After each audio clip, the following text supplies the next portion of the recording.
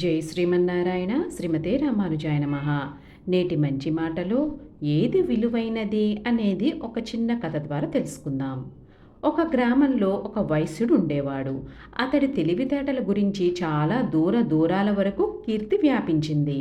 ఒకసారి ఆ దేశపు రాజు అతడిని ఆహ్వానించాడు. చర్చ చివరిలో అతడితో అన్నాడు, అయ్యా, నీవు తెలివి కలవాడివి, విద్యావంతుడువు, కానీ నీ కొడుకు ఇంత మూర్ఖుడేంటి? అతడిని కూడా కాస్త చదివించు.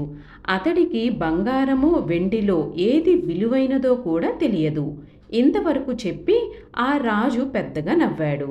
వైశ్యుడు ఆ మాటకు చాలా బాధపడ్డాడు.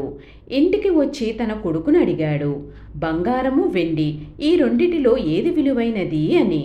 బంగారము ఒక్క క్షణం కూడా ఆలోచించకుండా అతడి కొడుకు సమాధానం చెప్పాడు.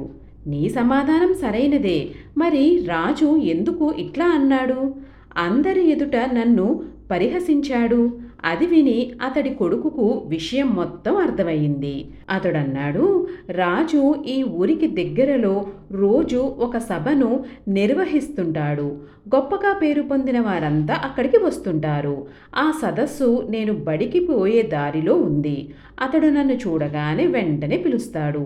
ఒక చేతిలో బంగారు నాణాన్ని, మరొక చేతిలో వెండి నాణాన్ని పట్టుకుంటాడు. ఈ రెండిటిలో ఎక్కువ విలువైన దానిని తీసుకో అంటాడు. అప్పుడు నేను వెండి నాణాన్ని తీసుకుంటాను. అందరూ గట్టిగా నవ్వుతారు. వారికి వినోదం కలుగుతుంది. ఈ విధంగా ప్రతిరోజు జరుగుతుంది.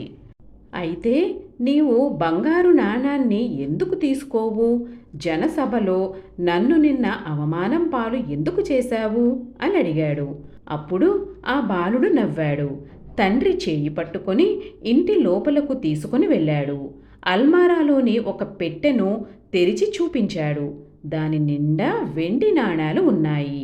అది చూసి ఆ వైశ్యుడు చాలా ఆశ్చర్యపోయాడు. అప్పుడు అతడి కొడుకు ఇలా అన్నాడు, తండ్రి, ఏ రోజైతే నేను బంగారు నాణాన్ని తీసుకుంటానో అప్పుడు ఈ ఆట పూర్తవుతుంది. ఒకవేళ వారు నన్ను తెలివిలేని వాడిగా భావించి నవ్వితే నవ్వనివ్వండి. నేను వివేకవంతుడిని అని వారికి చూపిస్తే నాకేంటి లాభం? నేను వైశ్యపుత్రుడిని, అందువల్ల తెలివితో పనిచేస్తాను. నిజంగా మూర్ఖుడిని అయితే అది వేరు, మూర్ఖుడిగా భావింపబడేది వేరు. బంగారం వంటి అవకాశం కోసం ఎదురు చూడటం కన్నా ప్రతి అవకాశాన్ని బంగారంలాగా మార్చుకోవటం నయం.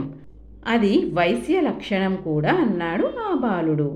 చిత్తరవైపోయాడు ఆ వైశ్య ప్రముఖుడు. సర్వం శ్రీకృష్ణార్పణమస్తు. లోకా సమస్త సుఖినో భవంతు.